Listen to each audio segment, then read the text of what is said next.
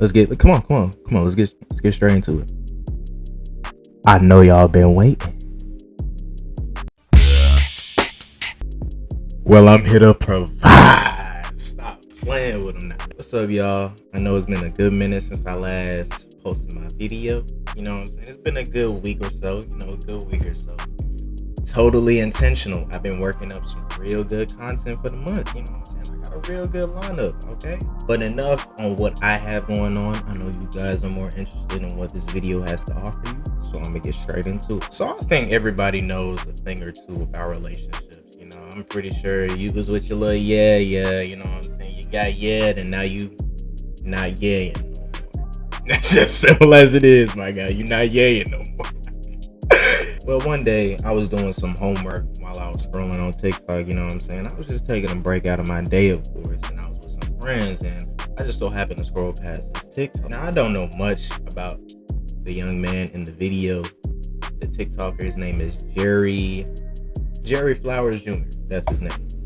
Very intelligent young man. I'm gonna just let y'all see the video for yourselves. Here you go. Going off of compatibility just by itself can be a trap.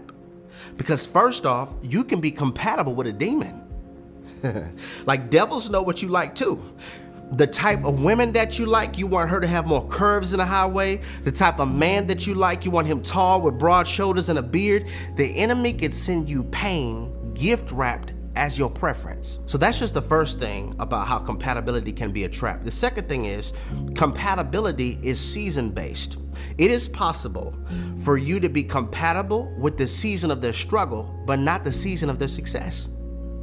I want somebody who's gonna be there for me if I hit rock bottom. Well, what if they can only handle your rock bottom, but they can't handle your upward season? So now the question becomes, are we really compatible, or do we just share similar dysfunction? We're both broken in the same area.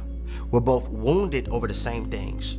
We have the same feelings over the same wounds, so we end up sharing hearts.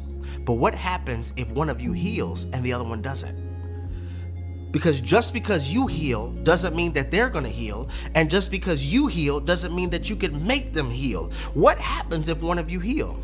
You will remove what y'all had in common. And I want us to be so whole and so secure that when we heal, we don't end up feeling guilty because they're crawling, but we now have wings. It's not just about compatibility, it's about suitability. Does this individual suit my assignment well?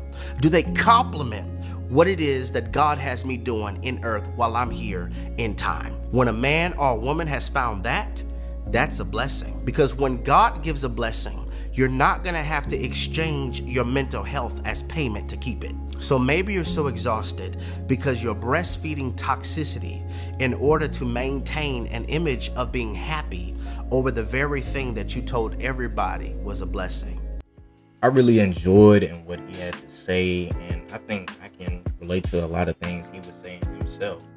Honestly, I feel like a lot of young people in my generation as well fall victim to this similar shared dysfunction compatibility thing, and I can even say I fell for it as well. You know what I'm saying? It's not a lot of young people are familiar with love yet. You know what I'm saying? As much as it sounds like demeaning from, you know, hearing it from older people when you were younger, like, what you know about love? And it's like some of us really don't. You know what I'm saying? We take certain aspects of people and make it seem like, oh, we're locked in, right? We're locked in. And really, it's just that one aspect, and y'all aren't compatible in no other way. You know what I'm saying? It's like, think about it in a trauma bond, you know, sense, right? So like people bond through negative things, and that's all they can bond through, and not positive things. You know what I'm saying? Like, imagine if you were always just cool on times where you were down. Like, that isn't exactly healthy.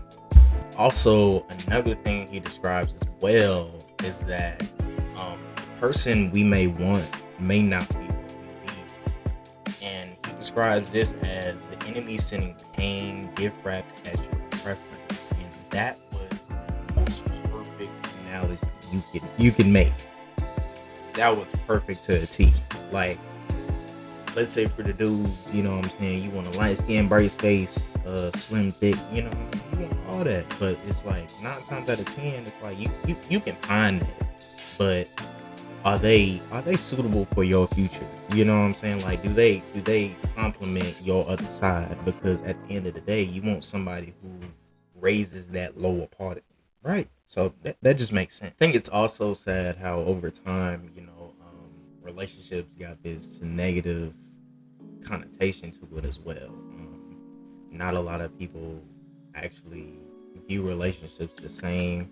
It's almost viewed as a pick up and go thing or drop it off at any point. And really, it's like you're getting to know these people from the inside, and it's not like you can just pick up these relationships with people and just drop them off.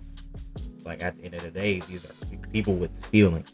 Especially in my generation, I believe that a lot not a lot of people know what true commitment is, or sacrifice. Because I mean, like, be honest, like, for you to sacrifice something, that means you'd have to take away from what you're doing for them. And not a lot of people can suffice with, like, taking away what they're doing. It's just a selfish thing. Even I'll say, like, I'm probably not at that point where I can just drop down what I'm doing, that I'm doing for myself, you know what I'm saying, just for somebody else. And it's not even in a selfish tone. It's more so like I haven't grown to that point yet, you know what I'm saying. I'm not mature at that level yet. So for this video, I brought on one of my friends. She knows quite a bit about relationships, or at least she knows what a positive relationship is supposed to look like, but she's also seen the other side of the coin as well. Also, do not forget to hit that like button and subscribe. And if you are new to the channel, do not forget. And stay tuned these couple weeks. Every Wednesday, I am dropping on the 8th. I'm not gonna lie, I low-key forgot what the date was.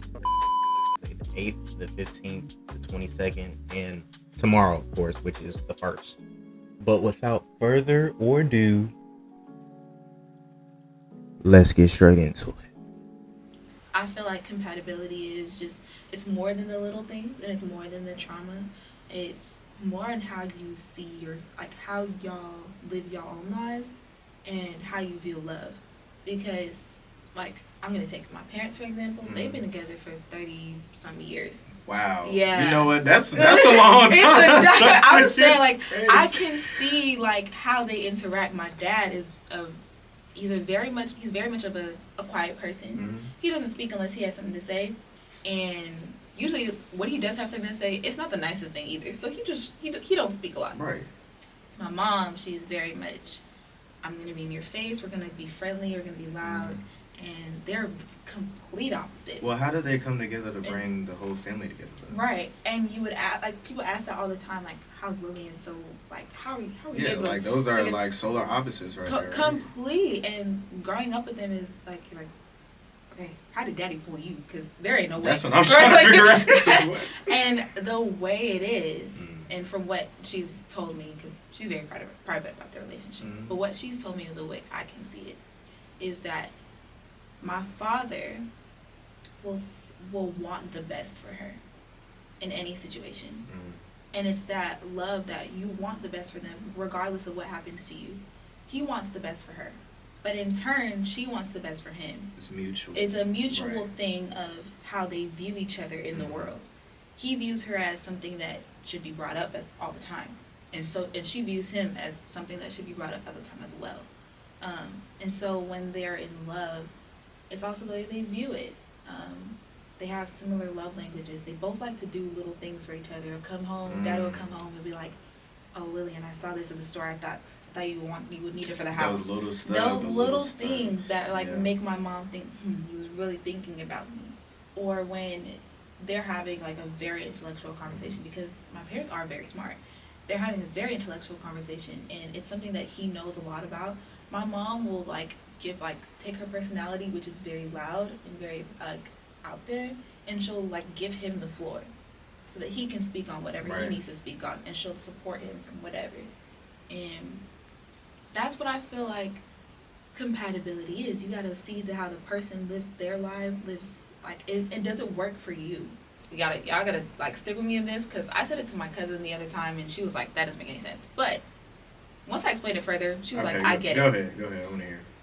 People, when they say talking, they mean I'm getting to know you. We're not in a relationship, I'm getting to know you. Right. And you primarily did that in your teenage years when you didn't have a car, you couldn't go out on dates with them and see how they interact in the world. Mm. Now, we're about to enter our 20s. Most people got a car, most people got a license, most people got a job. You can start going out on dates, and that's what people in their 20s call dating. Dating around. I never saw it like that. I never saw it like that. Wow. You got it. Like, it's not about to, like, once we enter our 20s, we get that stable kind of like mostly stable kind of life that we got going. You're getting there, so it's okay. It's not, I feel you on it's that. not anymore of the talking stage. It's the dating stage. I'm gonna date multiple people here and there. We gonna pick which if we. You gonna align where you want to be. Exactly. Okay. And then focus your energy there on that one person. That's when you progress further into a relationship. After you've communicated that, hey, I'm not dating around anymore, or when we're teenagers, I'm not talking around anymore. I'm really trying to get to know you. Trying to be exclusive. Exactly. Yeah. I'm going to say this. You can never guarantee that your heart is never going to be broken ever again. I'm sure in my parents' marriage, they've probably broken their hearts many times. I don't know. I'm not completely sure what kept them together, but I feel like it's a mutual thing of respect and love. You cannot guarantee that your heart is never going to be broken again. And you have to go into one of my like closest friends said this to me, and he was like, you have to go into every relationship like you've never loved before, meaning you have never had your heart broken before. You have to go in not blind that it can happen, but don't let that trauma follow you into what could possibly make you happy. Don't settle either. Don't be somebody's placeholder. It's not a fun place. Don't be somebody's I'm gonna get to know you for a year and a couple months on end, doing that relationship shit for somebody that wouldn't even introduce you to their parents. Don't do that, because you're gonna end up hurting yourself.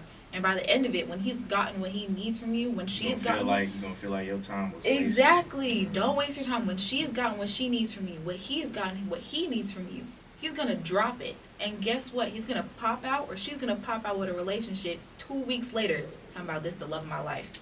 That would be crazy. Exactly. But they weren't ready for a relationship, were they? Don't settle. Don't settle. Hey, I really appreciate you coming out here and talking on the channel. But y'all wrap it up, guys.